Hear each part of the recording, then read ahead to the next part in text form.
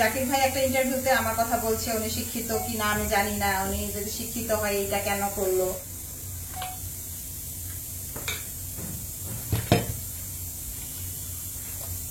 এইটা কি কেক তৈরি করতে? এটা হচ্ছে চকলেট। এটাও চকলেট? হ্যাঁ, এটা আমার দোকানের জন্য। আজকে কয়টা নেবেন দোকানে? আজকে কয়টা হচ্ছে জানো? 20টা 22টা হবে না।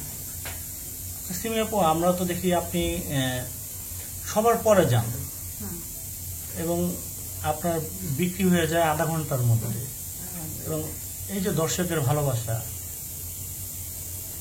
এটা আসলে এতটা ভালোবাসা পাবো আমি কখনোই ভাবিনি।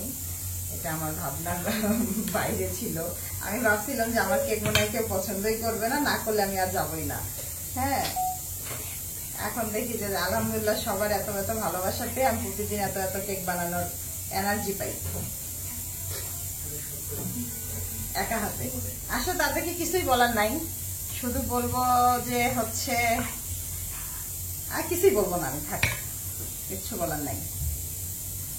আগের গাইতে তো এখন আপনি একা না, আরো অনেকেই আছে। আমি জানি না আমার পিছনে কেন লাগছে তারা, আমি তাদের কি ক্ষতি করছি। সেই দিন ওইখানে বসার বিষয়ে বলবো যে ইউটিউবার ভাইয়ারাই মনে হয় আমার ছেলেকে আর আমার ওই ভাস্তাকে নিয়ে গেছে ওখানে, আমি ছিলাম না, আমি কিন্তু পরে গেছি। জাকির ভাই একটা ইন্টারভিউতে আমার কথা বলছে, উনি শিক্ষিত কি না আমি জানি না, উনি যদি শিক্ষিত হয় এটা কেন করলো। ঠিক আছে, যারা আমি এখানে 1.5 বছর হলো বসি, তো এখানে আমার ওনার আগে, আমি হচ্ছে পরে। তো ঠিক আছে, আমি তো আসলে আমি ওখানে ছিলাম না, আমার ছেলে গেছিল, সব ভাইয়ারা ওখানে বসাই দিচ্ছে যে তোমাদের তো তাড়াতাড়ি শেষ হয়ে যায়, তো জাকির ভাই আসবে 6টায়, তোমরা ততক্ষণে চলে যাবা, এরকম একটা বিষয় ছিল। কিন্তু সে বিষয়টা একদম উল্টায় গেছে, উল্টায় এলোমেলো হয়ে গেল। আসলে এলোমেলো হয়েছে কারণে প্রথম ওই লোকটা আসছিল না সাদা পাঞ্জাবি পরে, আমাকে উল্টাপাল্টা প্রশ্ন করতেছিল, ওনার জন্যই আমার লেট হয়ে গেছে। নাহলে কিন্তু আমার আরো আগে সেল হয়ে আমি চলেও আসতে পারতাম। আমার তো সেল হয়ে গেলে আমি আর ওখানে থাকি না। আমি জানি না তিনি কে বা কেন তিনি আমাকে এসে উল্টাপাল্টা প্রশ্ন করতেছিল, কোথা থেকে আসলাম, তাকে তো কোনোদিন দেখিও নি, চিনিও না, জানি না আমি, অ্যাকশনে যাবে সেটাই কথা। আর শুধু আমার কাছেই কেন আসবে? ওখানে তো সবাই বিজনেস করতেছে, আমার আগে থেকে বিজনেস করতেছে। জাকির ভাই 1.5 বছর হলো বিজনেস করতেছে, এরকম কোন রেকর্ড আছে যে তার কাছে গেছে? তাহলে আমার কাছে কেন আসলো? আমি তো সামান্য কয়েকটা কেক নিয়ে যাই, ওনার মতো 100টা 500টা নিয়ে যাই না। হ্যাঁ, তো 10টা 20টা কেক আমি সেল করি বাসা থেকে হোমমেড বানাই নিয়ে গিয়ে, সেটার জন্য যদি মানে ভোক্তা অধিদপ্তর থেকে আসে, তো আমার আগে তো ওনার কাছে আসা দরকার।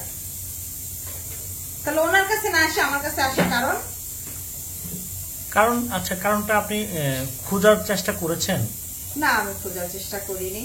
উনি কে আমি জানি না, হচ্ছে কারো কথায় আসছে না নিজে থেকে আসছে আমি তাও জানি না।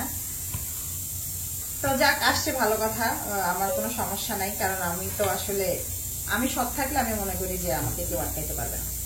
আপনি একজন নারী, আপনার একটা প্রাইভেসি আছে, আপনার স্বাধীনতা আছে, তো আপনার স্বাধীনতা হরণ করবে আর স্বাধীনতা হরণ করবে এরকম কোনো তাদের নাই।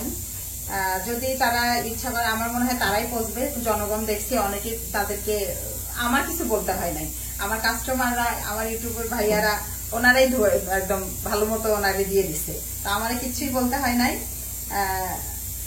তো নেক্সটে যারা আসবেন এইভাবে আমাকে পচাইতে, তারা একটু চিন্তা করে আসেন।